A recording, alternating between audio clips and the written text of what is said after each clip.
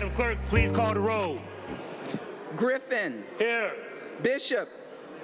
Conwell. Gray. He's here. Hairston. Harsh. House Jones. Jones. Casey. Kelly. Moorer. McCormack. Polensik. Santana. Slife. Spencer. Starr. You have a quorum, Mr. President. Thank you. Will everyone please rise for a moment of silence followed by the Pledge of Allegiance.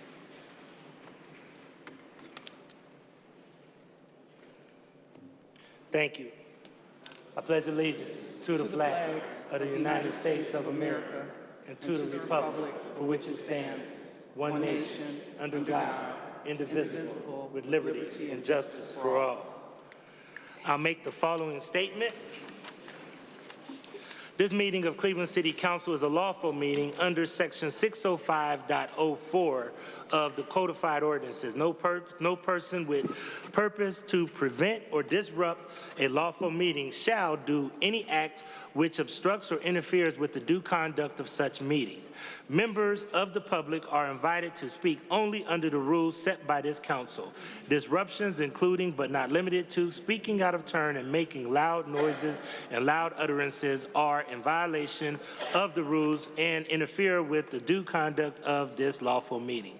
Such disruptions may constitute a misdemeanor and a violation of Section 605.04. Anyone who disrupts this lawful meeting in violation of the codified ordinances commits misdemeanors and is subject to prosecution.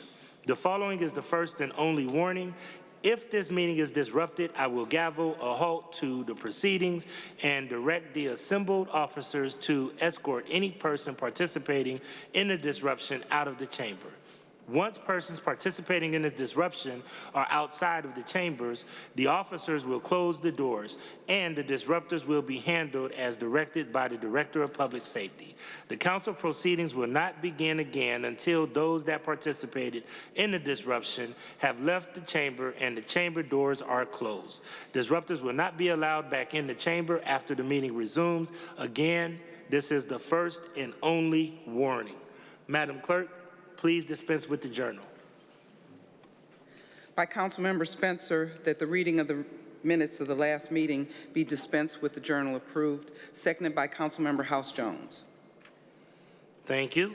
We'll now move to public comment. I'd ask if everyone, all of the council members could turn their chairs to acknowledge the public as they speak. And then I'd ask all of the public commenters to make sure that you adhere to your sign. You have a time. You have a total of 3 minutes. And once again, once you see the yellow light, that means to wrap it up. Once you see the red, that means to abruptly stop. Okay? So, the first person that we have is David Robinson from Old Brooklyn, and he's here to talk about the topic of legislation to reallocate CDC funding, and he's from the West Park CAMS Neighborhood Development Corporation, but he is not being paid by anyone to comment. Mr. Robinson, you have the floor. Thank you. Good evening, City Council members, Mayor Bibb, and members of the administration. My name is David Robinson, and I'm the Executive Director of West Park CAMS Neighborhood Development.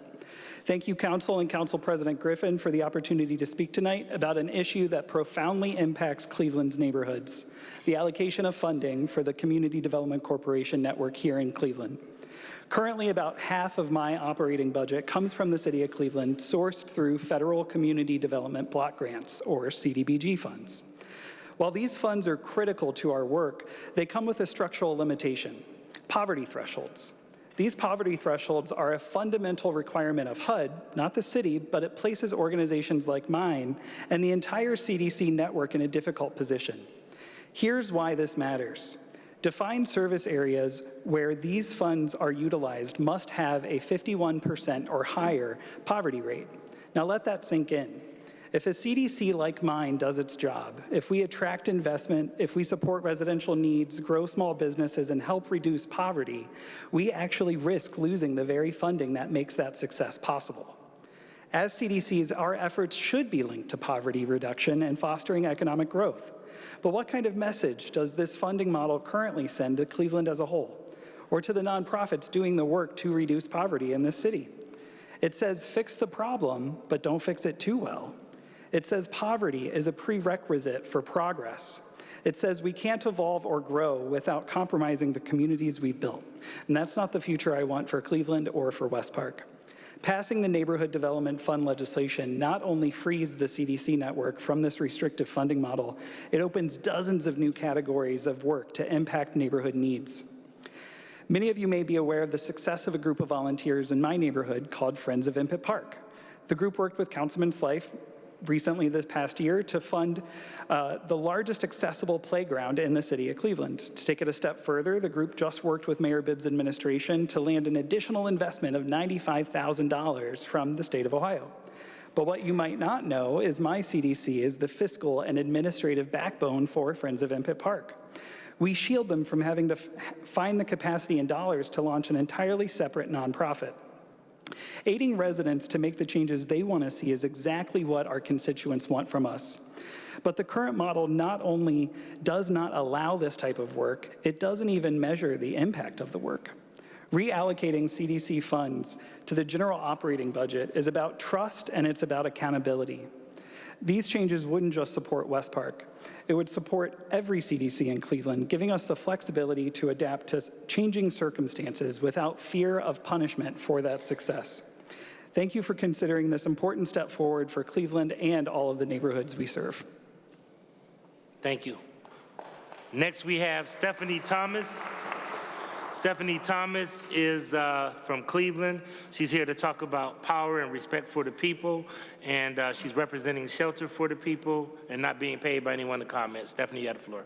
Yeah, I was gonna come in here and talk about how gerrymandering our city, the way that Republicans do at the state level, dilutes trust and respect that the people have in the fabric of democracy. But then I realized that many of you may not know who I am.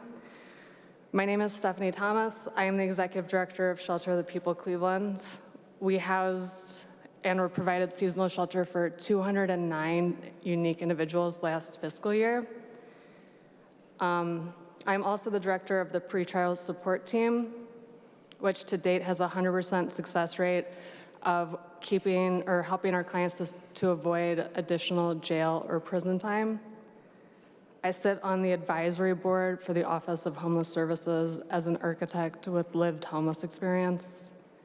I'm also an elected representative of the Democratic Party and a poll worker. We're planning to build homes in the North Broadway section of Slavic Village, and we have assembled a serious team of contractors and builders who are ready to get to work building gorgeous, affordable, and sustainable homes.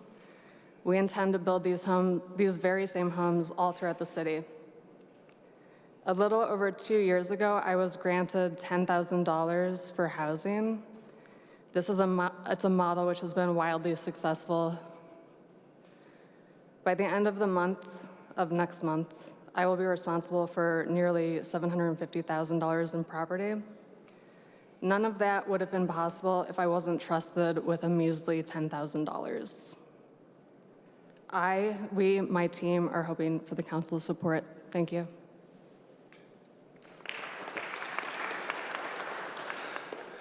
Next, we have John Analifo from Ward 9. John Analifo is here to talk about the city and CDC partnership for the neighborhoods. He represents Famicos Foundation. He's not being paid by anyone. Mr. Analifo.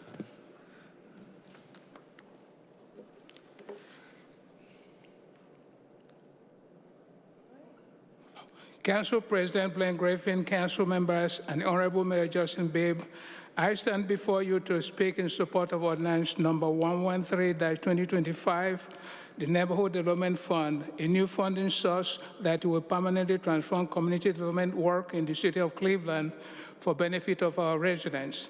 As the Executive Director of Famicos Foundation, I have spent over 30 years working with CDBG funding. I can summarize my feeling about it in 2 words: messed up. The process is long and can be daunting for residents waiting to receive service. Some gave up, and for some, the help came too late. It no longer mattered. I have struggled with it and have seen my colleagues struggle with it, including go out of business because promised CDBG funding took too long to come. We as an industry have shouldered the burden of paying for neighborhood services and waiting for unbelievable amount of time to be reimbursed for interest charges. We spend so much time chasing money or waiting for the mailman to deliver mail that never comes. This is not the way it is supposed to be.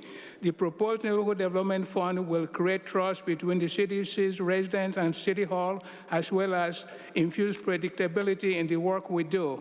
We all want what is good for our residents, and for that reason, I plead to you to replace CDBG funding with a flexible source without the same strings attached at federal fund.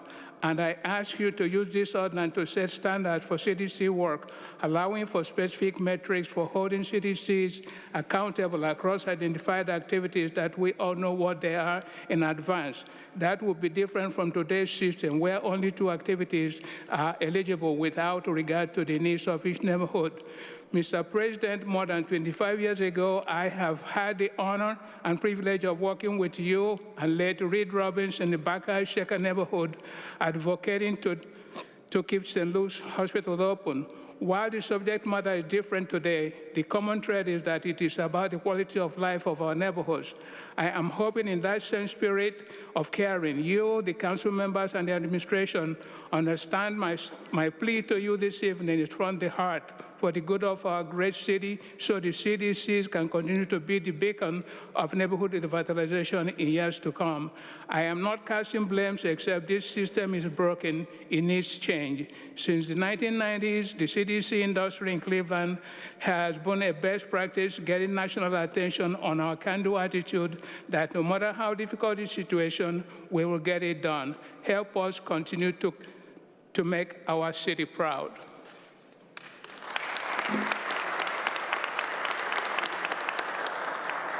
Thank you, Mr. Analifo. Next, we have Terry Wang from Ward 4, and Terry is here to talk about issues related to the Community Police Commission and Cleveland Division of Police.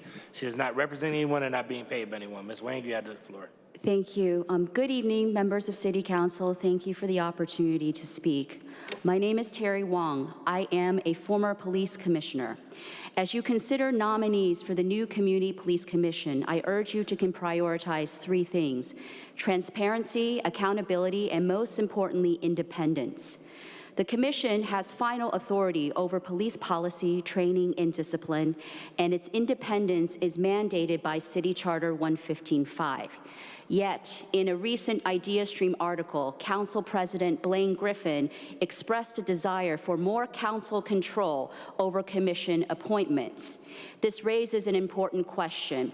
Is this increased control about strengthening the commission, or is this another instance of political interference? The Commission's independence is not optional. It is required by law. Any city official who interferes with its work can be disciplined and removed from office. Due to persistent political interference, only 6 of the original 13 commissioners remain. Sadly, all but 1 of these commissioners have engaged in serious misconduct, violating local, state, and federal laws. For example, in May 2024, I was unlawfully removed as chair of Police Accountability for advancing citizen police complaints, including the case of Mr. Antoine Tolbert. In July 2024, Commissioners John Adams and Chandra Benito called police to arrest me during a public meeting to silence my dissent. When police refused, Commissioners John Adams and Sharina Zayed retaliated with a slanderous 12-page letter published by Signal Cleveland. Throughout 2024, Commissioner Adriana Rodriguez repeatedly violated the Open Meetings Act by making secret decisions regarding the Police Inspector General position. November 2024, Commissioners Pete Van Leer and Chandra Benito physically assaulted me after I revealed that they had drafted a police drone policy targeting protesters, and your police officers then made a false report of the incident. Despite these incidents, Adams, Rodriguez, Van Leer remain on the commission, while Benito and Zayed are being considered for reappointment. Neither the mayor nor council has investigated this misconduct. With the federal consent decree in jeopardy under a new administration, the Commission's role is more critical than ever. Without strong, independent civilian oversight, the progress we've made will unravel, exposing Cleveland to the same systemic failures that required federal intervention.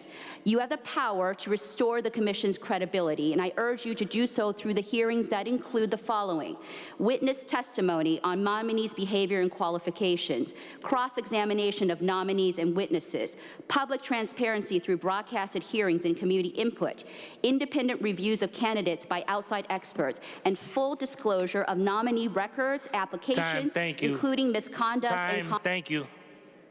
Thank you. Next, we have Mark Lamon from Lakewood. Mark is here to talk about city and CDC partnerships for neighborhoods. He represents the campus district, and he's not being paid by anyone. Mark, you have the floor. Thank you. Council President Griffin, Mayor Bibb, members of the City Council, especially Councilwoman House Jones and Councilman Starr, who represent the campus district. Thank you for the opportunity to speak in support of Ordinance 113-2025 to create the Neighborhood Development Fund. I'm Mark Lamon, Executive Director of Campus District, the Community Development Corporation representing the east side neighborhoods of downtown, stretching from the lakefront to Orange Avenue, East 18th to East 30th, including Cleveland State University, Cuyahoga Community College, Old Cedar Estates, the Superior Arts District, and the region's social service hub. Campus District is over 1/3 of the land area of downtown. Despite the fact that our neighborhood is home to some of the most vulnerable citizens, including over 500 men and women who stay at the 2100 Lakeside and Norma Herr shelters every night, in our 41-year existence, the campus district has never been eligible for community development block grant funding. The design, the very urban fabric of our neighborhood, with our lack of single-family homes and our transient population, has disqualified us for funding. The fact that I'm standing here in front of you today as Campus District's only employee is the perfect illustration that the current funding structure is not meeting the needs of all neighborhoods. How can CDC's focus on the long-term viability of our neighborhoods when we spend so much time on administrative tasks? I know what our residents and stakeholders want to spend time on: rebuilding the inner belt to reconnect our east side neighborhoods back into downtown after they were cut off by redlining 70 years ago, by building caps and parks over the highway. We want to focus on the redevelopment of Old Cedar Estates, the oldest public housing in the United States. We want to work with the Sisters of Charity Foundation to redevelop the former St. Vincent Medical Center into a place that still provides health and healing for our neighborhood. Campus District is committed to working with the city and our community development corporations and our partners and leaders at CMP to ensure success and accountability for the Neighborhood Development Fund. We strive to provide metrics and provide results, both in physical development and the lives of the people we serve in our neighborhoods. On behalf of the residents, stakeholders, and the Board of Directors of Campus District, I urge you to support the legislation to create the Neighborhood Development Fund. Thank you. Next, we have Dane Van Natter from Glenville to talk about concern about the city's response to safety on his street and not representing anyone and not being paid by anyone. Dane, you have the floor. Thank you. Yeah, my name is Dane Van Natter, and I reside in Ward 9 on Thorn Avenue in the great Cleveland community of Glenville with my husband, Dr. Todd Barr, and our dog Stanley and our cat Sylvia. We've lived in Cleveland for 6 years. We have a recurring problem on Thorn Avenue of drivers using our street as a convenient cut-through between Parkside and East 97th. They're mostly speeding. On December 20th of 2023 at approximately 1:30 p.m., a Cleveland waste collection truck hit our dog Stanley in front of my house on Thorn Avenue and pinned him under the left front tire of the truck. This removed the fur and the flesh from Stanley's right front leg, exposing only his bloody leg bone. Stanley's leg was later amputated that afternoon at the great Metropolitan Veterinary Hospital in Highland Heights. The waste collection truck is caught on our Ring camera video speeding down our short street of only 8 houses, going well past the 5 miles per hour that the driver states he was driving in the December 20th police report. In the video, you can see Stanley escape my hold on him from our front porch and run toward the truck. On the video, the driver appears to be looking down and not at the road. After Stanley is hit, the driver stops the truck, does not exit the cab, and he rolls down the window and yells out that he's calling the police. While I'm wrapping Stanley up to take him to the ER, the Ring video shows the driver attempting to leave the scene by scooting his truck in slow stops and starts toward the corner of Thorn and East 97th. The driver also states in the police report that he was collecting garbage on our street, even though garbage had been collected hours before. On February 20th, I asked to file my side of the story to the Cleveland Police Department, 5th District, but I was told by Officer Cummings there that it was not necessary for me to give my story to the police, and instead he advised me to go to waste collection. They advised me to file a claim form with the City of Cleveland Department of Law, and my claim was denied in a letter on October 8th of last year. I have to say I sent the Ring video too. You allege your dog was hit by a city garbage truck. After careful examination of your claim, we determined that the City of Cleveland has no legal liability for your alleged damages. The letter concludes by saying there is no appeal process when a claim is denied. I was then sent to, by 5th District Representative for Community Relations Board, on behalf of the City of Cleveland, Miguel Booker. He advised me to contact Frank Williams and the Director of Public Works for the City of Cleveland. I wrote to Mr. Williams and stated that we were actually quite insulted by the language of the response, suggesting damages are alleged and that we are forbidden to make any appeal. We're not looking for money. We seek accountability, empathy, and civility where we believe that is in order. I'm a graduate of former... Thank you, sir. Time. Thank you. Thank you. Thank you. Next, we have Ashley Shaw from Berea here to talk about CDC funding reform from Midtown Cleveland and not being paid by anyone. Good evening. Thank you, Council President, Council members, Community Development staff, and Cleveland Neighborhood Progress for supporting this process. I am Ashley Shaw. I'm the Executive Director with Midtown Cleveland. We have a full-time staff of 12, with CDBG supporting just 1.5 of our employees. Thank you to Councilwoman Stephanie House. This funding supports our staff in working with our small businesses in Asiatown, providing language competency, overcoming cultural barriers, and connecting them to resources that sustain and grow their businesses. But our reach in the communities that we serve is far beyond what CDBG funds us to do. Midtown is one of Cleveland's largest employment centers and fastest growing residential neighborhoods. Our organization has recruited businesses, employing thousands of people to Midtown and the City of Cleveland, supported hundreds of millions of dollars in investment into new commercial, institutional, and residential developments. We are currently supporting more than 700 units of new housing, almost half of which are income restricted. We are working with the City of Cleveland in advancing 3 major streetscape projects on our commercial corridors. Currently, we're supporting $62 million of investment along Payne Avenue in Asiatown, from new mixed-income housing and retail, a new streetscape, public art, and green space. We are the conveners of all of these projects, bringing them together to make sure that they are cohesive, that they reflect the community's vision, and that we include community voice in this process. This is the work that our CDCs do that can be tracked and quantified. And this is the work that's visible when you visit our neighborhood. The impact that you can't track, though. Just a few weeks ago, one of our seniors who we work with told one of my employees, one of our seniors in Asiatown told one of my employees that she was so isolated before Midtown started doing work in Asiatown that she believed she would not be here if it wasn't for the work that we were doing in the community, creating connection and joy and a sense of belonging in a place that she felt so alone in for so long. So I will leave you with that. It's hard to track all of our income, but our industries are far-reaching and making an impact in all of our neighborhoods in Cleveland. So thank you for consideration of the Neighborhood Fund.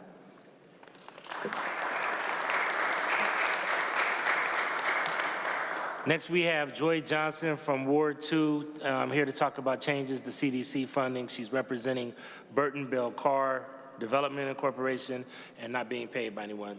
Ms. Joy Johnson. Thank you, Council President. Thank you to the esteemed members of City Council, Mayor Bibb, and team. I'm Joy Johnson, and I have the honor of serving as the Executive Director of Burton Bell Carr Development, as Council President Griffin stated. Our organization serves in alphabetical order Cleveland's Buckeye, Central, and Kinsman neighborhoods on the east side of Cleveland. I'm here today to express my heartfelt support and thanks for the CDC funding ordinance. This ordinance will be a game changer that our community has been looking forward to for a long time. I want to thank Council President Griffin and Council members Richard Starr and Deborah Gray, as well as Mayor Bibb for their leadership and dedication to the neighborhoods that we serve. Burton Bell Carr has had a tough year this year, and this ordinance gives us hope. Changes to CDC funding rules and complicated reimbursement processes were some of the challenges that led to us having to cut 8 positions in 2024. This means fewer resources for residents like financial literacy programs, youth development initiatives, and community engagement support. This proposed ordinance is crucial because it clearly defines 15 categories of eligible activities and makes them law.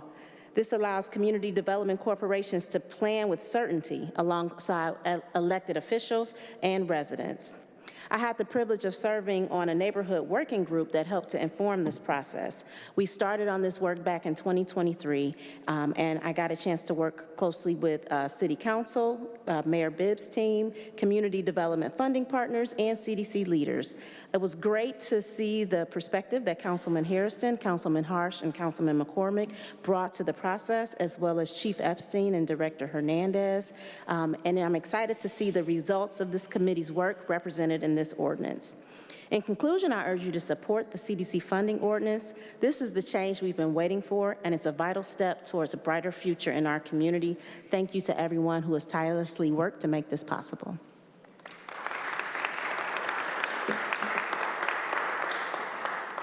Next, we have Diab Dar Issa from Ward 11 to talk about public comment, community involvement, representing the Coalition for a Better Life not being paid by anyone. Thank you, and it's Coalition for a Better Cleveland. Good evening, council, people, my fellow advocates. I think now more than ever, I would like to utilize this platform to talk about the importance of unity, diversity, inclusion, and community. This is definitely a pivotal year where most of you will be running for re-election.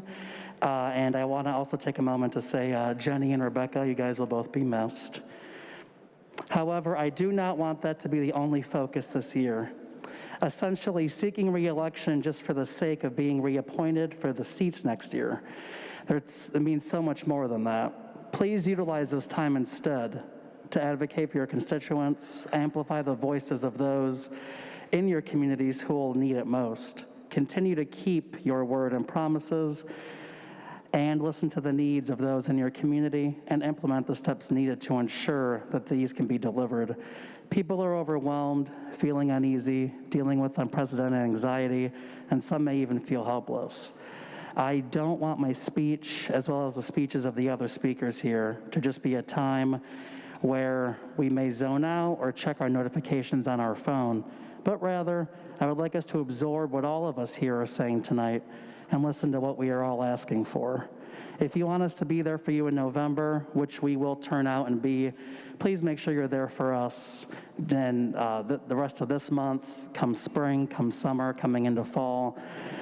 If re-election weren't on the line, still be present and within reach, because that's exactly why you guys are in these awesome positions that you are. And your constituents mean so much more than just something that means, securing a seat next year, but it's giving us hope that there are people that do represent us, listen to us, advocate for us, and are here for us, even before, during, and after your terms. Thank you all so much, and I hope you all have a great evening. Last but not least, we have Mickey Smith from Ward 14, and Mickey is here to talk about city and CDC partnerships for neighborhoods. Mickey represents New Point Community Development Corporation and not being paid by anyone. Mickey, you have the floor. Good evening, Council President, fellow Councilman Bishop, Griffin, Jones, Councilwoman Gray, and all council members. I'm Mickey Smith, Board President of New Point Community Development Corporation. I'm here tonight to speak in support of the proposed ordinance that will bring significant and positive change to how our CDCs, like yours, effectively serve our communities. Councilman Bishop, Griffin and Jones, and Councilwoman Gray, I especially want to thank you for your continued partnership and support for New Point's work. Your dedication to our shared goals is invaluable. President Griffin, we understand the importance of the legislation and appreciate your tireless efforts on behalf of all CDCs. I also want to acknowledge all of the council members I've had the pleasure of working with in the past. Your commitment to our city is truly commendable. As many of you know, New Point Community Development Corporation, formerly Union Miles Development Corporation, has expanded its reach. We're now not only serving the Union Miles community, but we have also been entrusted to serve the Mount Pleasant community. Mayor Bibb, I want to express our sincere gratitude for your trust in New Point to carry out your vision for the Southeast Side and the Marshall Plan it will take and make it happen. We take this responsibility seriously. To ensure transparency and accountability in fulfilling this vision and to best serve our constituents, we strongly believe in the passage of this ordinance. This is the best way to ensure the Bibb legacy and the Southeast Side Marshall Plan continue to move forward with strategic planning and intentional change, allowing every CDC to effectively address the needs of their respective communities. Our current funding model presents significant challenges. We often find ourselves subsidizing payments for over 6 months while awaiting reimbursement. This is simply not a sustainable model. Imagine any business operating on a net 180 terms. I am a businesswoman, and I know I can tell you it's not feasible. This current system hinders our ability to be as effective as we could be. The proposed model of prorated quarterly payments received in advance within accountability, it's a game changer. This allows us to report our work we actually doing, and crucially, it allows us to assist in areas we previously couldn't do, reach cash flows constraints and restrictions on what eligible CDBG activities CDCs are allowed to do. This new model is not just better for the CDCs, it's better for the communities we serve. It's always good to be proactive and not reactive. And as board chair of New Point, you will have, thank you. Thank you. I'm going to take a brief moment of personal privilege. The CDCs are the backbone of working in our communities, and I know that we have representatives from CMP, but I'm going to ask Tanya Maness, Ed Stockhausen, and all the CDC directors to stand up and be acknowledged, as well as all the CDC staff. So I want to make sure all of you stand up. Thank you.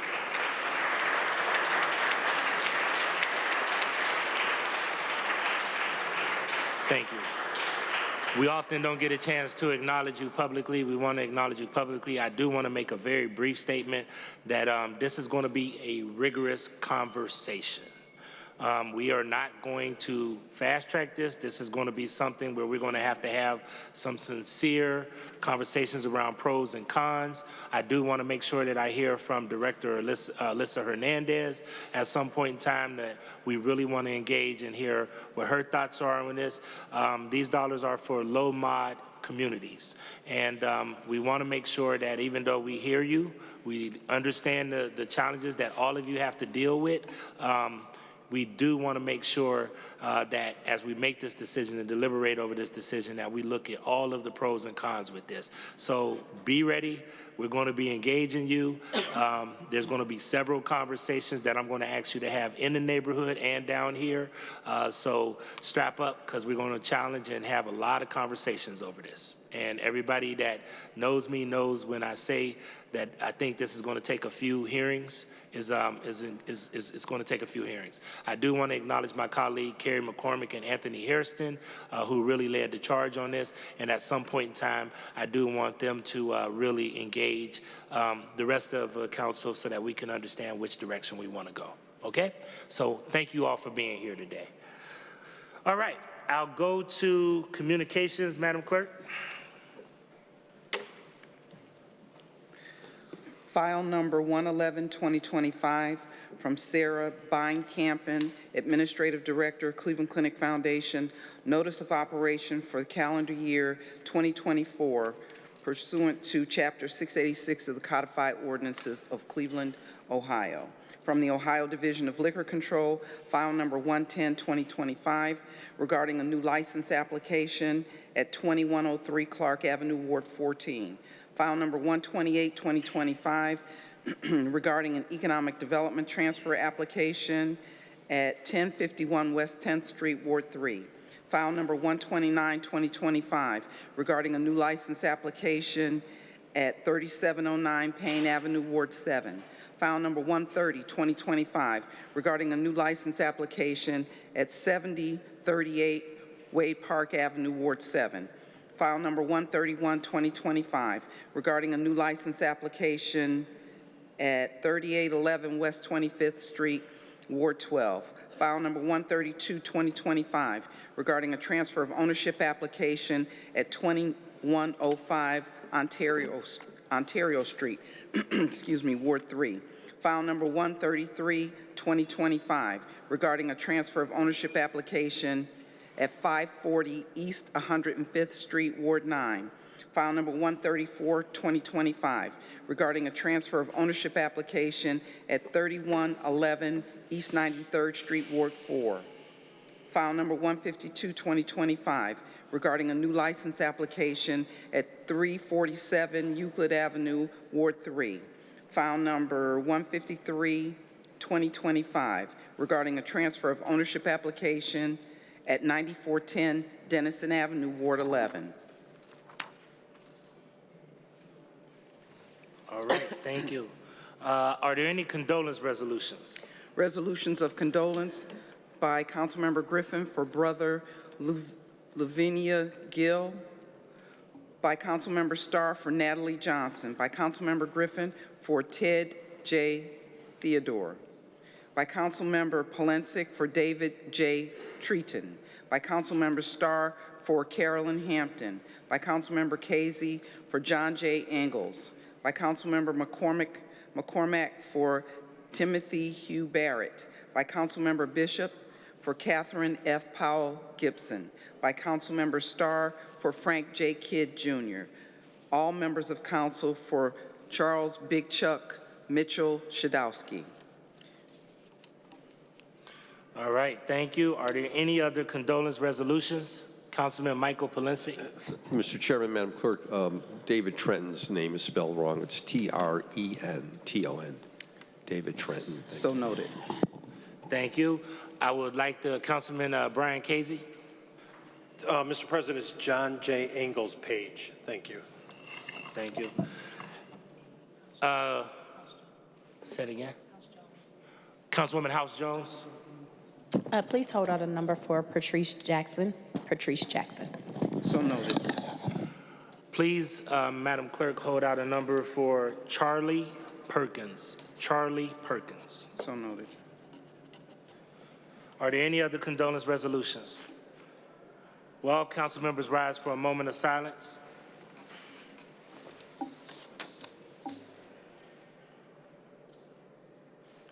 Thank you.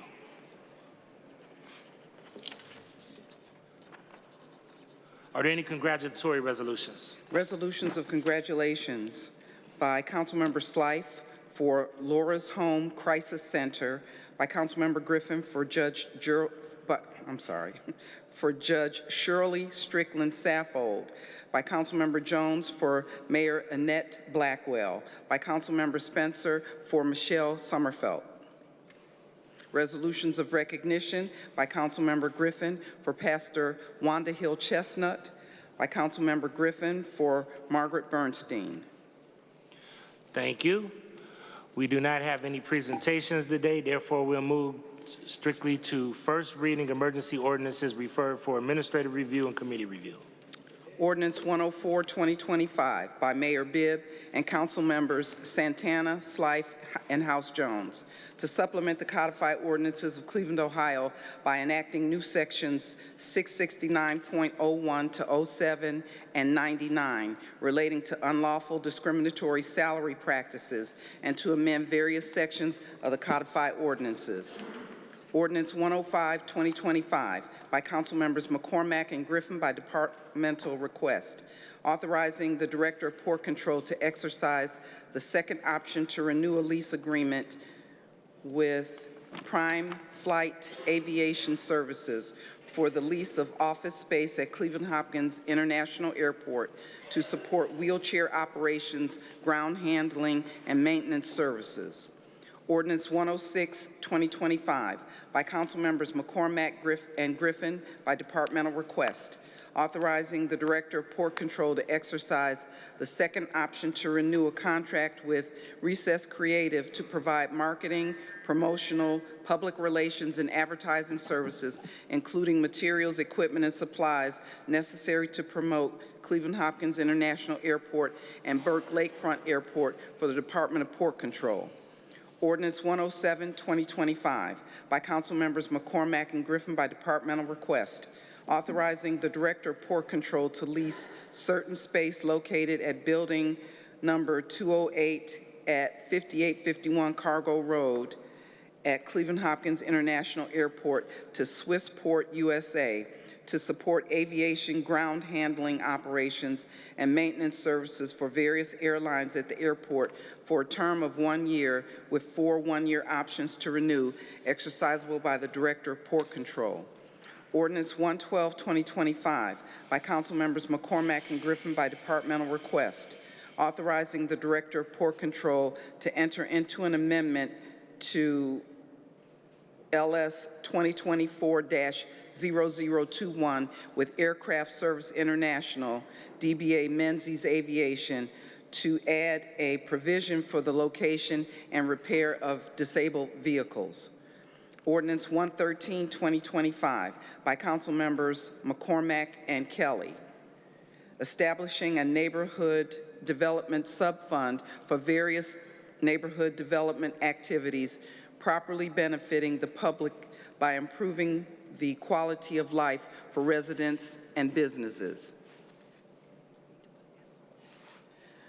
Ordinance 119, 2025, by Councilmember McCormack, authorizing the mayor and the commissioner purchases and supplies to purchase property for park purposes located between Starkweather and Professor Avenues to expand Lucky Park and amend a property adoption agreement with Tremont West Development Corporation relating to maintaining and improving the park.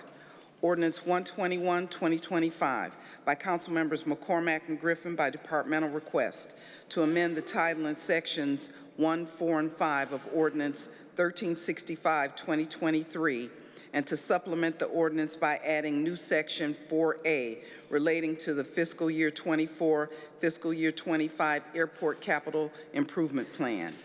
Ordinance 122, 2025, by council members Polensek and Griffin by departmental request, authorizing the Director of Public Safety to apply for and accept a grant from the Ohio Bureau of Workers' Compensation for the purchase of firefighter turnout gloves for the Division of Fire, Department of Public Safety.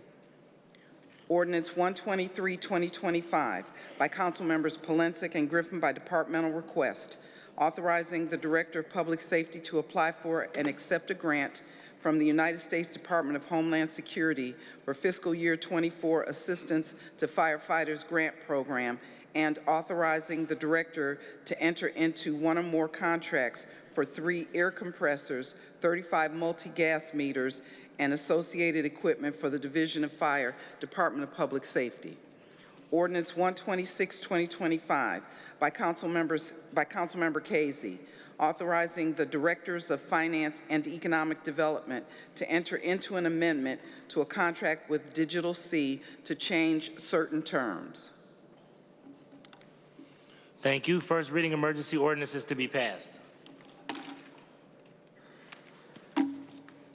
Ordinance 108, 2025, by Councilmember Slife, consenting and approving the issuance of a permit for the Pat Joyce Fund 5K on July 26, 2025, managed by Run the Land. Ordinance 109, 2025, by Councilmember Spencer, consenting and approving the issuance of a permit for the Pete Lenahan 5K event on September 13, 2025, managed by Hermes Sports and Events. Ordinance 114, 2025, by Council Members McCormack and Spencer, authorizing Director of Department of Public Works to enter into an agreement with Cleveland Public Theater for the public purpose of providing the adult education program through the use of Wards 3 and 15 casino revenue funds. Ordinance 115, 2025, by Council Members McCormack, Starr, Griffin, Conwell, Kelly, Moore, Spencer, and Slife, authorizing Director of Department of Public Works to enter into an agreement with Cleveland Public Theater for the public purpose of providing the 2023 Student Theater Enrichment Program through the use of Wards 3, 5, 6, 9, 11, 12, 15, and 17 casino revenue funds. Ordinance 116, 2025, by Council Members Jones, House Jones, Polensek, Conwell, Hairston, Kelly, Santana, and Casey, authorizing the Director of Department of Community Development to enter into agreement with Famicos Foundation for the public purpose of providing the food card distribution program through the use of Wards 1, 7, 8, 9, 10, 11, 14, 16 Neighborhood Equity Funds. Ordinance 117, 2025, by Councilmember House Jones, authorizing the Director of the Department of Community Development to enter into agreement with Famicos Foundation for the 2024 Beautification and Litter Program through the use of Ward 7 casino revenue funds. Ordinance 118, 2025, by Councilmember Hairston, authorizing Director of Department of Community Development to enter into agreement with Famicos Foundation for the 2024 Beautification and Litter Program through the use of Ward 10 casino revenue funds. Ordinance 124, 2025, by Councilmember Hairston, to amend Section 3 of Ordinance 1063, 2024, relating to the agreement with Famicos Foundation for the Collinwood Senior Health and Wellness Walkers Club. Ordinance 125, 2025, by Councilmember Griffin, to amend Section 3 of Ordinance 1070, 2024, relating to the agreement with Burton Bell Carr Development Corporation for the Buckeye Summer Health and Wellness Series.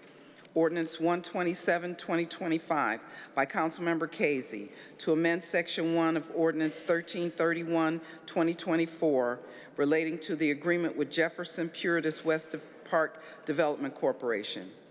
Ordinance 151, 2025, by Councilmembers House Jones and Gray, to supplement the codified ordinances of Cleveland, Ohio, by enacting new Section 127.49 relating to the purchase of food, beverages, and mementos for activities, events, and trainings hosted and sponsored by Cleveland Commission on Black Women and Girls. Read the motion to suspend the rules. By Councilmember Spencer, that the rules be suspended and the legislation just read be placed on final passage. Seconded by Councilmember House Jones. Call the roll. Griffin, Bishop, Conwell, Gray, Hairston, Harsh, House Jones, Jones, Casey, Kelly, Moore, McCormack, Polensek, Santana, Slife, Spencer, Starr. 16 yeas. Thank you. Call the roll on passage. Griffin, Bishop, Conwell, Gray, Hairston, Harsh, House Jones, Jones, Casey, Kelly, Moore, McCormack, Polensek, Santana, Slife, Spencer, Starr. 16 yeas. Thank you. First reading, emergency resolutions to be adopted. Resolution 120, 2025, by Councilmember Hairston, withdrawing objection to a new C1 liquor permit at 17229 Euclid Avenue and repealing Resolution 800, 2024, objecting to said permit. Read the motion to suspend the rules. By Councilmember Spencer, that the rules be suspended and the legislation just read be placed on final passage. Seconded by Councilmember House Jones. Call the roll. Griffin, Bishop, Conwell, Gray, Hairston, Harsh, House Jones, Jones, Casey, Kelly, Moore, McCormack, Polensek, Santana, Slife, Spencer, Starr. 16 yeas. Call the roll on adoption. Griffin, Bishop, Conwell, Gray, Hairston, Harsh, House Jones, Jones, Casey, Kelly, Moore, McCormack, Polensek, Santana, Slife, Spencer, Starr. 16 yeas. Thank you. Second reading, emergency ordinances to be passed. Ordinance 1197, 2024, as amended by Council Members Harsh, Griffin, and Hairston, authorizing Director of Community Development to enter into a grant agreement with United Way of Greater Cleveland to act as the city's fiscal agent to administer and provide a tenant resources and outreach program to increase tenant housing stability. Ordinance 1199, 2024, by Council Members Polensek, Bishop, Hairston, and Griffin, by departmental request, authorizing the Director of Capital Projects excuse me, to lease certain property located north of Interstate 90 near Waterloo Road, Marginal Road, to Meadow City LLC for the purpose of developing native seed garden plots for a term of 3 years. Ordinance 1200, 2024, by Council Members McCormack, Bishop, Hairston, and Griffin, by departmental request, authorizing the Director of Capital Projects to lease certain property located at and under the Superior Viaduct Arch Number 6 to the John G. Johnson Construction Company and/or its designee for parking and material storage for a term of 5 years with one 5-year option to renew, exercisable by the Director of Capital Projects. Ordinance 1349, 2024, by Council Members Spencer and Hairston, by departmental request, to amend the title, the first, second, and third whereas clauses, and Section 1 of Ordinance 50289 relating to designating the Coast Guard Station as a Cleveland landmark. Ordinance 1350, 2024, by Council Members Polensek and Griffin, by departmental request, authorizing the Director of Public Safety to apply for and accept a grant from the United States Department of Justice, Bureau of Justice Assistance for fiscal year 2024 Burn Justice Assistance Grant, local solicitation, and authorizing one or more contracts with Cuyahoga County and cities of Euclid, Parma, Cleveland Heights, and East Cleveland and Garfield Heights needed to implement the grant. Ordinance 1351, 2024, by Council Members Polensek and Griffin, by departmental request, authorizing the Director of Public Safety to apply for and accept a grant from the Ohio Department of Public Safety for fiscal year 2025 Impaired Driving Enforcement Program and Selective Traffic Enforcement Program. Ordinance 1355, 2024, by Council Members Polensek and Griffin, by departmental request, authorizing the Director of Public Safety to apply for and accept a grant from the Ohio Office of Criminal Justice Services for fiscal year 2023 Ohio Drug Law Enforcement Grant to provide funding for the operation of the Cartel Gang Narcotics and Laundering Task Force, and authorizing agreements with various entities to implement the grant. Ordinance 1357, 2024, by Council Members Polensek and Griffin, by departmental request, authorizing the Directors of Public Safety or Law to apply for and accept grants from Cuyahoga County Public Safety and Justice Services for fiscal year 2024 Stop Violence Against Women Act program for a sexual assault advocate and for the law enforcement and prosecution components of the Cleveland Domestic Violence Program, and authorizing one or more contracts with Cleveland Rape Crisis Center and other entities to implement the grants. Read the motion to suspend the rules. By Councilmember Spencer, that the rules be suspended and the legislation just read be placed on final passage, seconded by Councilmember House Jones. Call the roll. Griffin, Bishop, Conwell, Gray, Hairston, Harsh, House Jones, Jones, Casey, Kelly, Moore, McCormack, Polensek, Santana, Slife, Spencer, Starr. 16 yeas. Call the roll on passage. Griffin, Bishop, Conwell, Gray, Hairston, Harsh, House Jones, Jones, Casey, Kelly, Moore, McCormack, Polensek, Santana, Slife, Spencer, Starr. 16 yeas. Thank you. Second reading emergency resolutions to be adopted. Resolution 1324, 2024, by Council Members Moore, Bishop, and Hairston by departmental request, declaring the intent to vacate a portion of Redmond Avenue Southwest. Resolution 1354, 2024, by Council Members Kelly, Bishop, Hairston, and Spencer, declaring the intent to vacate a portion of West Boulevard. Read the motion to suspend the rules.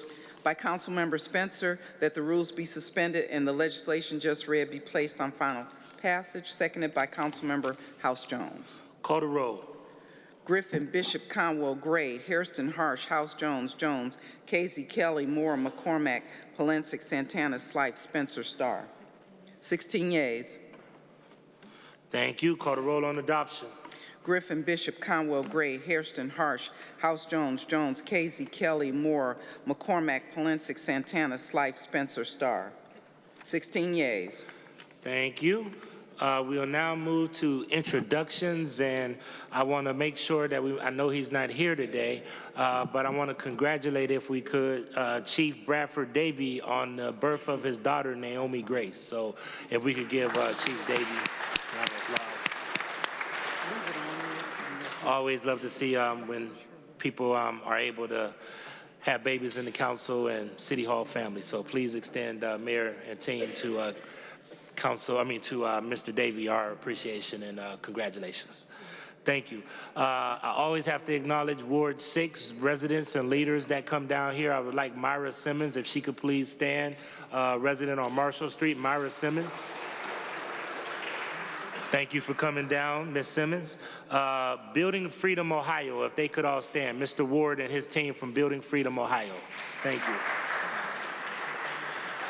A lot of these folks are becoming politically involved. Some of them haven't had the opportunity to come to a council meeting. Mr. Ward, thank you for bringing all of them down here today. I also want to acknowledge our former police officer. I know he's in the hallway, but Brother Andre Hainsworth, if we could give Brother Andre Hainsworth a round of applause. Brother Andre Hainsworth. Any other introductions? Councilwoman Jasmine Santana, then Councilman Kevin Conwell, Councilman Bishop. Thank you, Mr. President. I would love to introduce Dr. Emily Lee, who is the Executive Director for our Metro West CDC.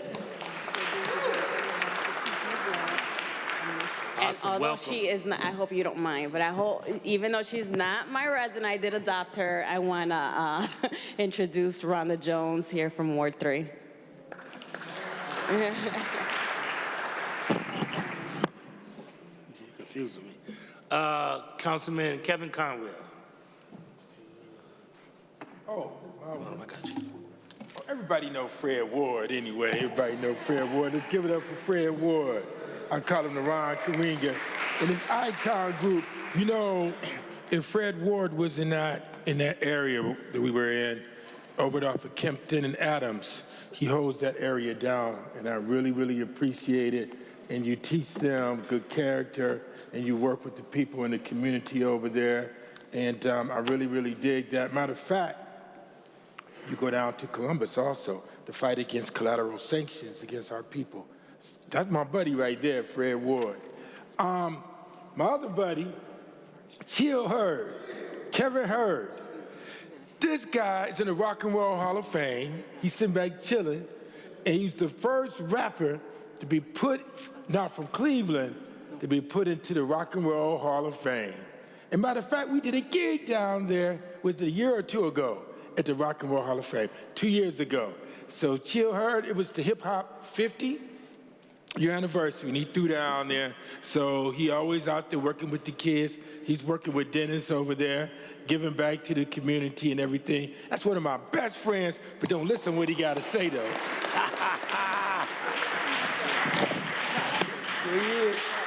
Councilman Kevin Bishop, then Councilman Kerry McCormick. Thank you, Mr. President. I want to introduce one of my special residents, Coach Dennis Harris, national champion Buckeye, former Buckeye.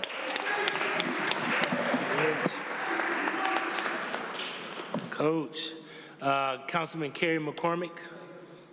President, and I didn't see Miss Rhonda there, so I got to pile on a little bit here. So she chairs our Halley Avenue Block Club, is the reason I sat on our front porch. You see how bumpy that brick road is? So Director DeRosa, the Halley Brick Project, that's because of her. So we'll be waiting to see when that breaks ground. That's her right there. I know it's coming. I know it's coming.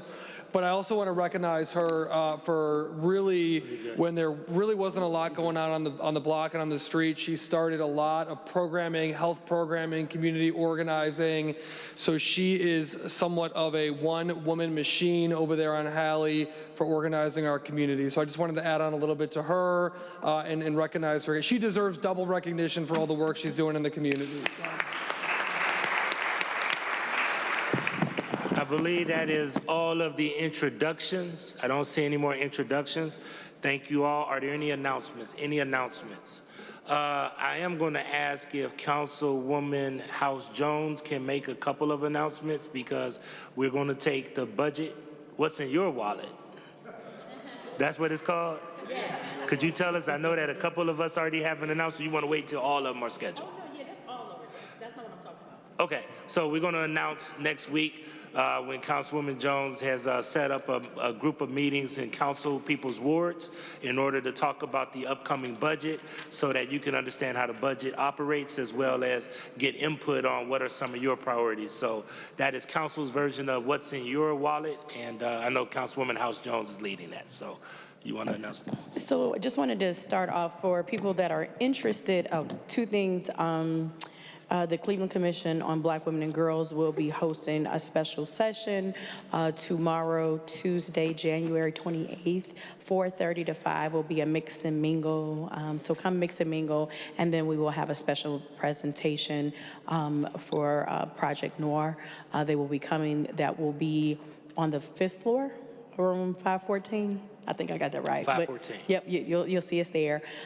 Similarly, for people who are interested in understanding contract goals, the progress of the new Cleveland Police Headquarters, that meeting will be tomorrow at 6 p.m.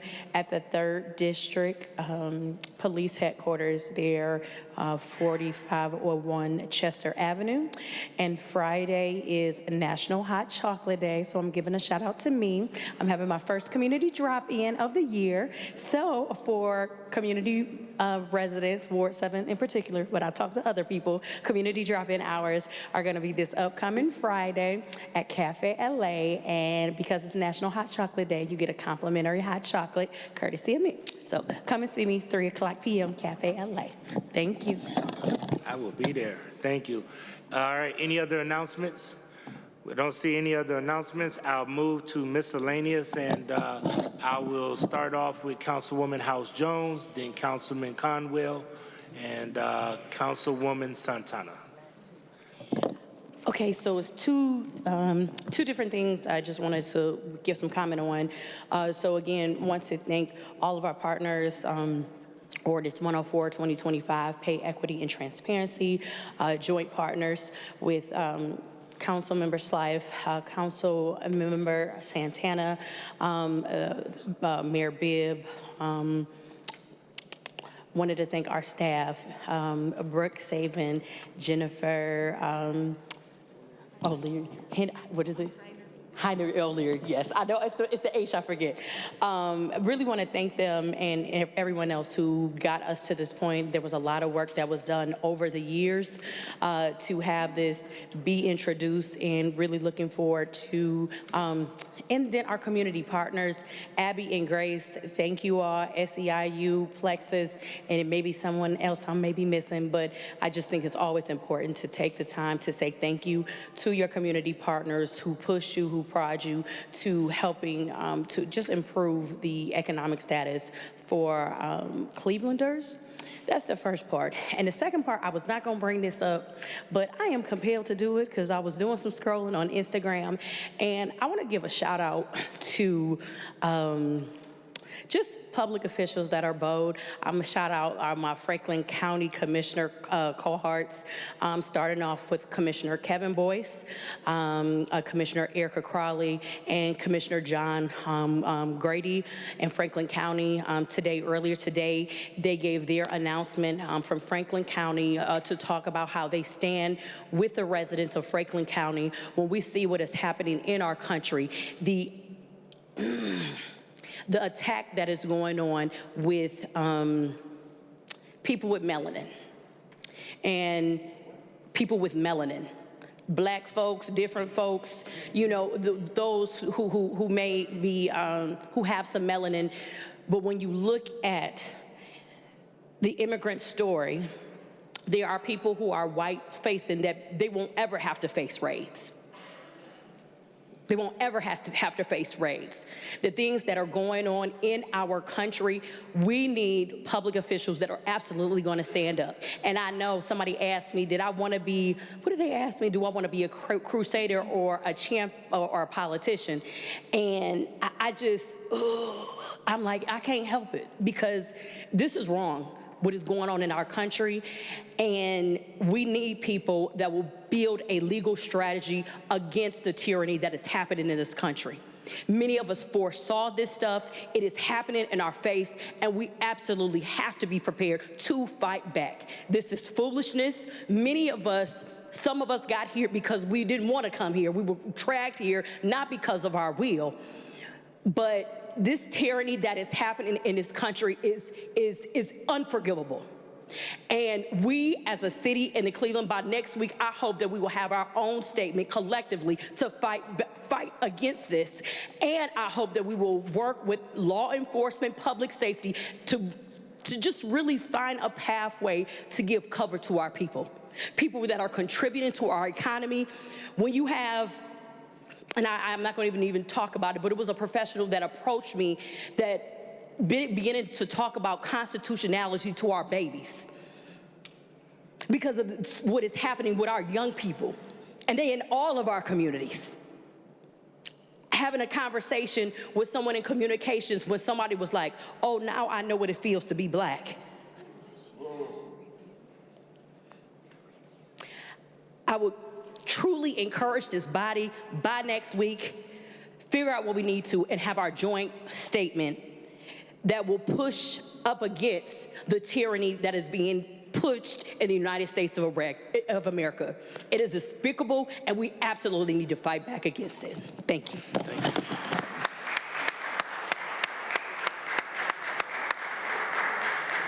Thank you, Councilwoman. Next, we have Councilman Kevin Conwell. Very much. You know, I was listening to Dan discuss this morals claim piece. Mr. Mayor, it's just a horrible system. 90% of the time, the city says no. And even before you became the mayor, I remember a lady, a tree fell on this lady's from one of our properties, fell in her garage, and the city told her no. So what they do, they blame the council members because they don't know, they don't understand the process. So the council members get blamed for everything. So what I did, I hustled up some money, brought in a friend of mine named Leon Stevenson, and got some other guys, and we fixed the garage ourselves, but we got blamed for it. I can't stand morals claims, man. It's horrible. I wish I was on it. I wanted to be on that committee. You could put me on there, so you got to be able to reach out to the people and help them out. And here's the other thing. They were switching gears. The CDC directors, and I was talking with Councilmember Brian Casey, they were talking about the money, how long it takes for CDCs to get paid. I mean, we owe John and Alifo close to $1 million. More than $1 million. And then guess what? Guess who get the blame for it? We do. So when they don't receive their money, they blame council members for it. I mean, that's just, we gotta fix that piece. Even if you switch it over to a new system, it's the same culture there. It's the same community development that's doing it. So the systems is there, and that it's a culture of not executing. It's a culture of not executing. So it's the same thing. So we'll sit down and we'll discuss that. I want to shift gears here to talk about this DEI piece also. I remember, boy, now matter of fact, when Patrick Henry, this was back in 2008, before many of you guys were here, but Mike Polinsky, of course you were here. The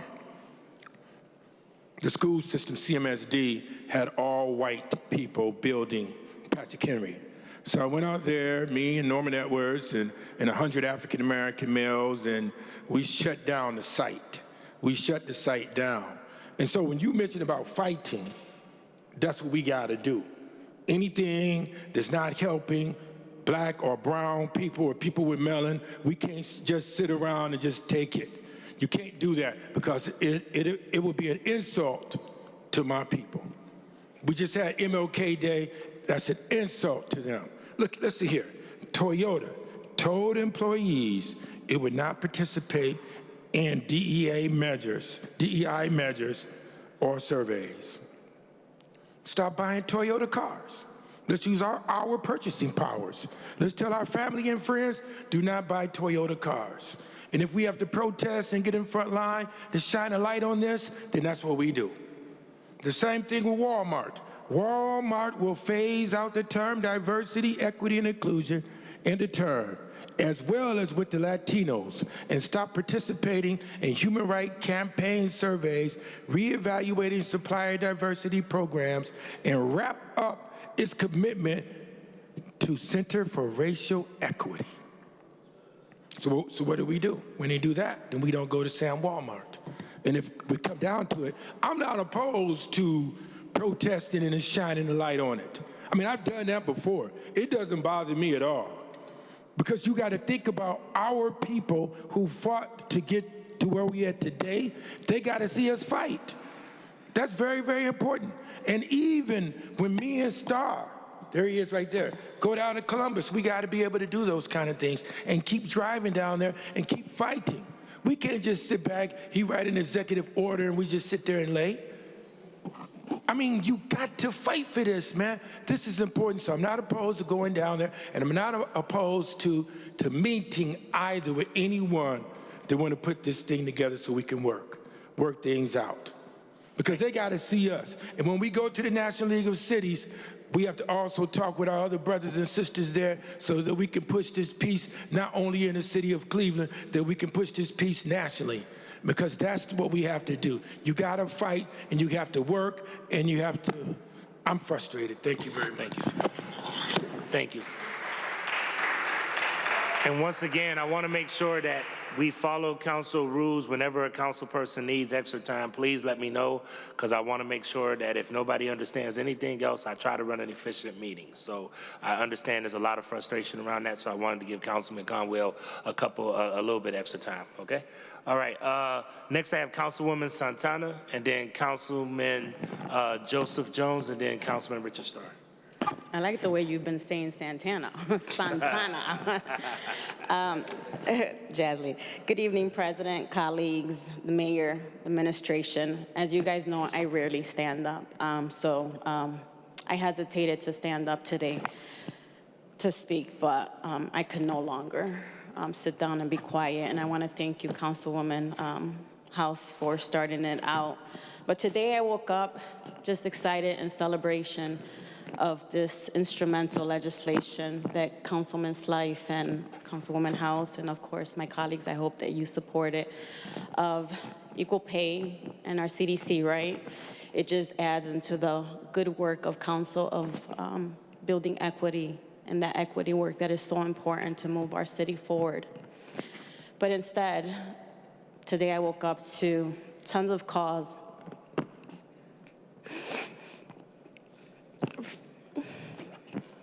for an event that took place in Cilantro Taqueria, and I'm sure you guys have seen it. There's been 20 people that have been taken. Elections have consequences. I knew this would happen, just not as quickly. This is 25 minutes away from here. The media and the president will have you believe that these families were criminal. Do you know they didn't even have a parking ticket? These are just working families that were in the kitchen working to make ends meet, to support their families. Now they are in Geauga County Jail. It's just a matter of time before they come to Cleveland. This wasn't a raid. This was a targeted effort against Latino immigrants. And there's a lot of immigrants here that are not Latinos, but they're not being targeted. And I'm glad they're not being targeted, right? Because what affects one affects all. But Latinos are being targeted. And it's disheartening that I don't see any protesters out here today to talk about this, of what's happening. Something happens across our country and our chambers are filled. This happened 20 minutes from here, and there's not one protester here or anyone who has called me to ask me, do you need help? What do you need? And we haven't put a statement out there. No organizations have put a statement out there, because I've been on social media all day to try to, just to check it out. This is the city that we are living in. And I'm gonna tell you, I am not gonna be quiet about this issue. I'm going to organize. I'm gonna protest, and I will be talking to the mayor tomorrow. Not today, just because I'm frustrated right now. But I am gonna ask for a statement, but more importantly, we need a plan in place to protect our working families, okay? And I'm just gonna end with this. You think that this is not gonna affect you? Well, let me tell you, when you're in your fancy restaurants, who's cooking that meal is those Latino immigrants, because no other race, nationality is in that kitchen cooking your meal. And they've been supporting our city for as long as I could remember. And we wouldn't be here today if it wasn't for Latino immigrants. Thank you.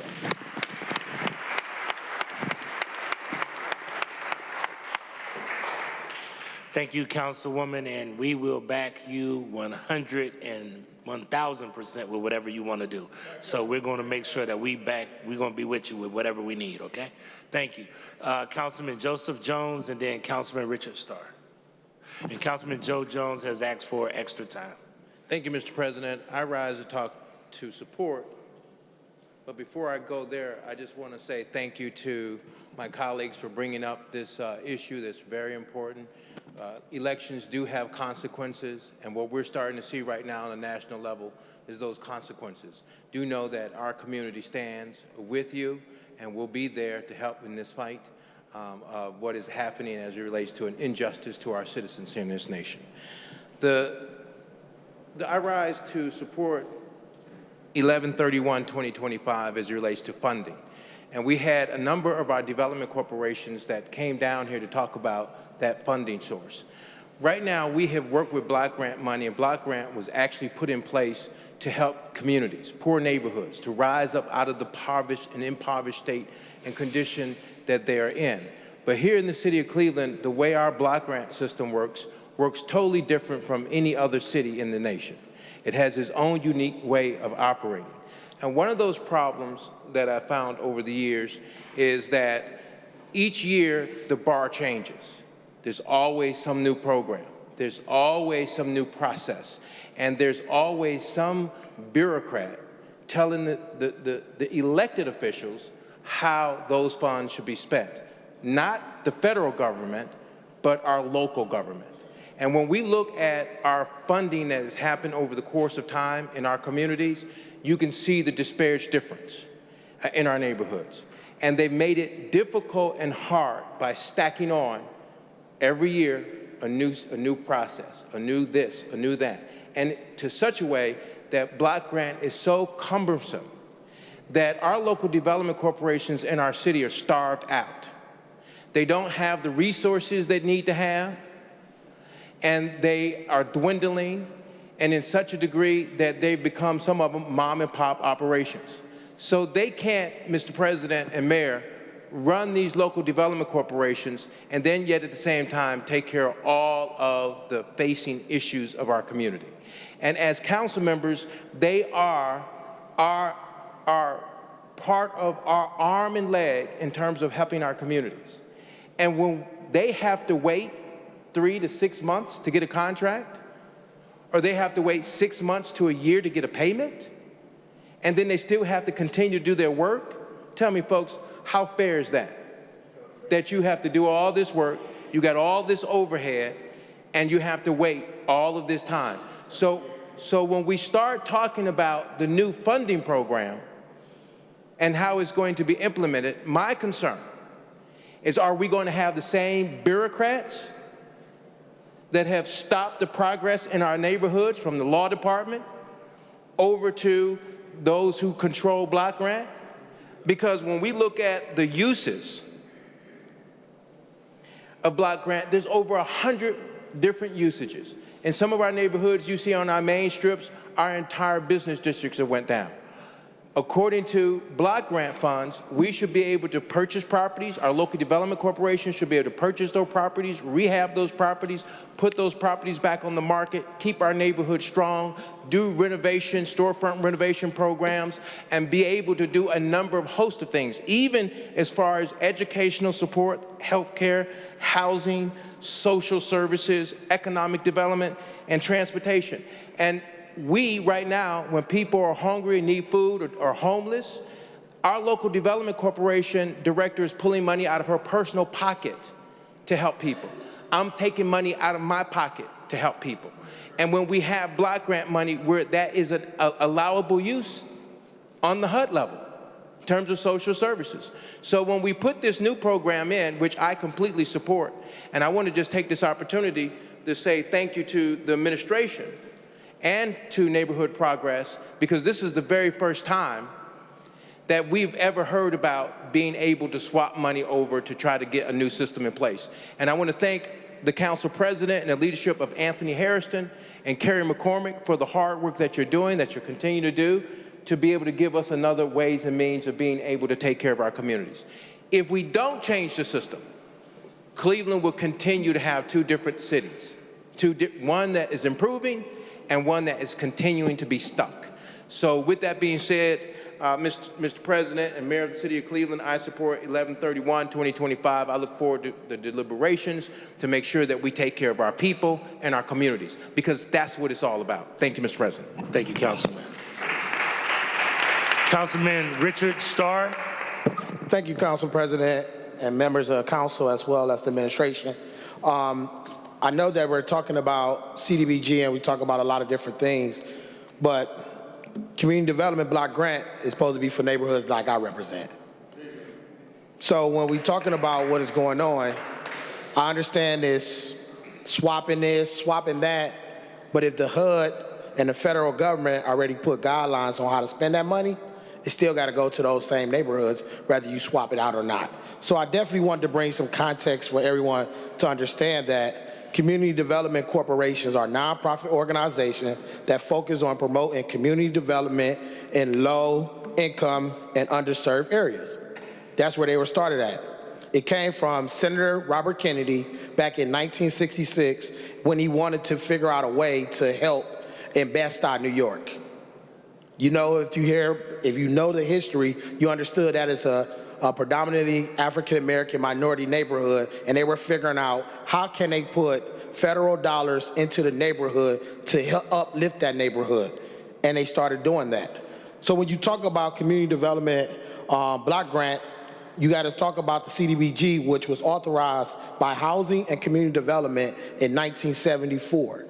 And when you talk about everything being consolidated for federal programs into one single help of usage of funds, CDBG is allocated to eligible local governments to be able to do things such as help support those in need, in which HUD requires that at least 70% of the funding must go to fund low, moderate income people, while the other 30% can be used for activities that prevent or eliminate slump and blight conditions.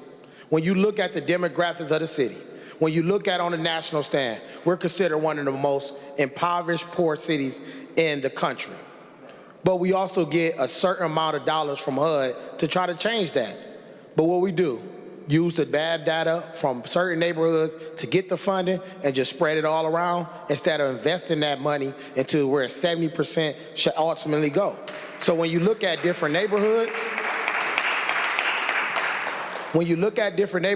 you see it's all about what we've been doing.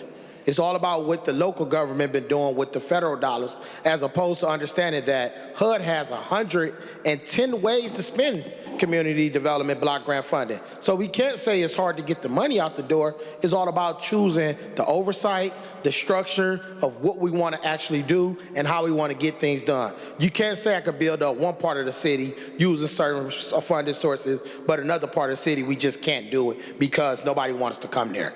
That's baloney.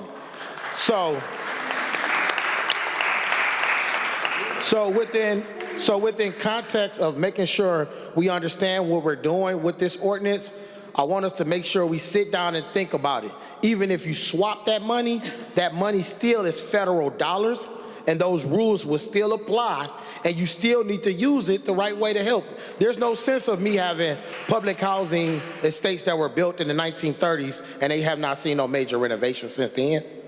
That right there is telling you the problem. We have to talk about the equity, but then also you got to understand is what is the actual responsibilities with this swap? Who is going to have the oversight? What is going to look like? What is we going to do? So when Council President said, hey, we're not going to rush this through and make this just happen just because it's something to do, we really need to focus on making sure we uplift all parts of our city, especially those living in low, moderate income neighborhoods, and that is a problem that we need to do.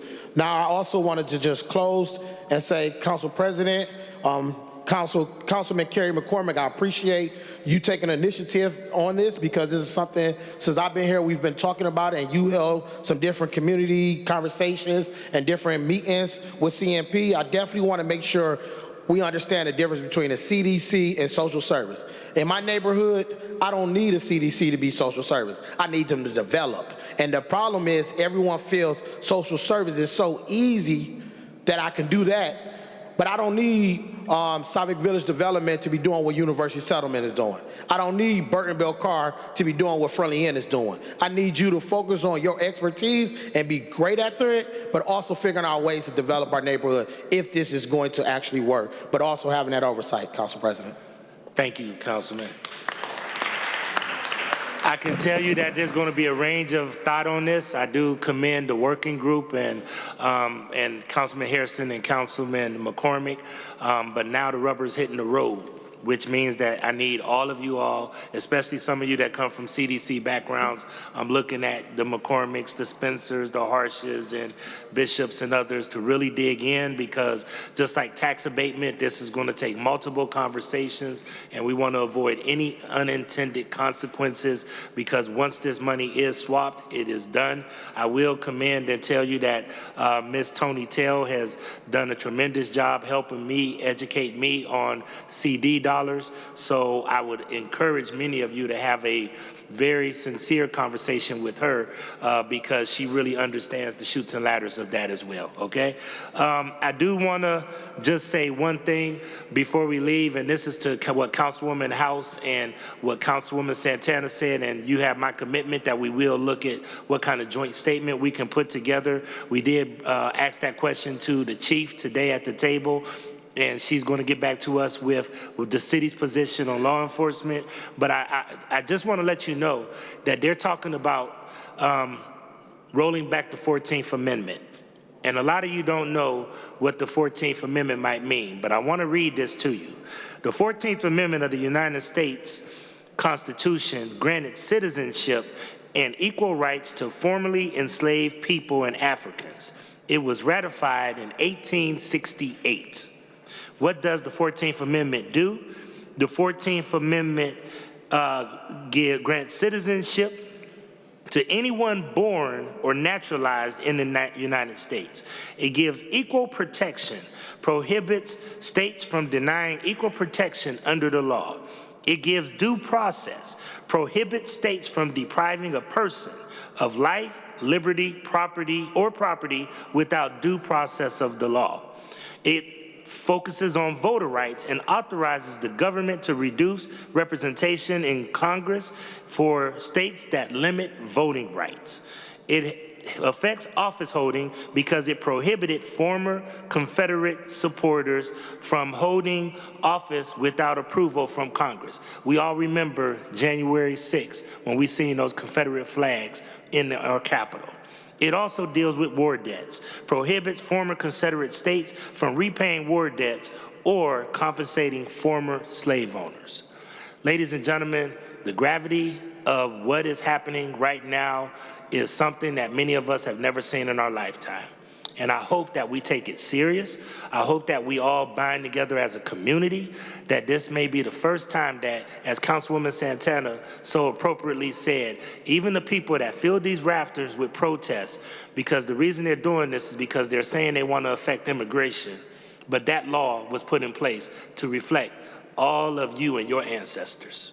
So keep that in mind, as this is not a nonchalant conversation. This is our survival.